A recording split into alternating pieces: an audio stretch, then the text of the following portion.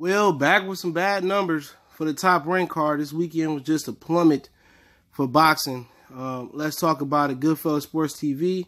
It's your boy CJ Goodfella. Make sure you hit that subscribe button and bell icon button. And Top Rank did boxing on Sunday. Obviously, we know the NFL is over with. And now they could do cards on Sunday before the NBA playoffs, okay? Jose Ramirez versus Jose Zepeda did terrible numbers, man. Said Top Rank on boxing, Top Rank Boxing on ESPN did 655,000 viewers on Sunday night. It's negative 29% below last year's overall average is 917,000 viewers, but it feels right considering it was a Sunday night, so not that bad from Brooklyn Brawler again. Yeah, I guess, you know, you could look at it was a Sunday night, but I'm looking at the 917,000 overall for ESPN, and even HBO back in the day in the early 2000s, you know, which is a subscriber-based premium cable channel for people in the UK or around the world who don't know. Even they average between 5 to 10 million for Boxing After Dark.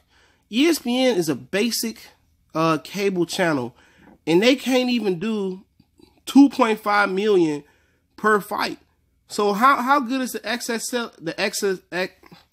accessibility of ESPN? It just shows you if you don't put on fights that people want to see or fighters that people that's known, like, people not gonna watch. More people probably watch the AFF on CBS Sports channel than they probably watch this, because the AAF new football league beat the Oklahoma City Thunder versus the Rockets game this past Saturday night.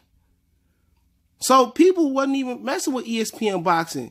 So it just showed you, if you're not going to put on marquee matchup in boxing with people, you know, that Americans know. See, the majority of Americans not made up of Mexicans and Latinos. Most people think the majority of boxing fans are, but the majority of all, you know, viewerships that ESPN get, they don't care about no fucking Jose Ramirez and Jose Zepeda. They don't care about that. They want to see killers on the TV. They want to see guys that's going to be stars, guys that's already established fighting the best.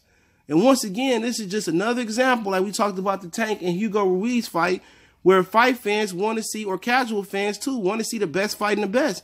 And they're not buying this artificial bullshit that they putting out there. 600,000, that's a Saturday night on Showtime. And that's horrible. You know, that's good numbers for Showtime. But 600K is terrible for ESPN. They got an unlimited subscriber base, and you telling me they doing the same numbers Showtime doing? You know, or comparable?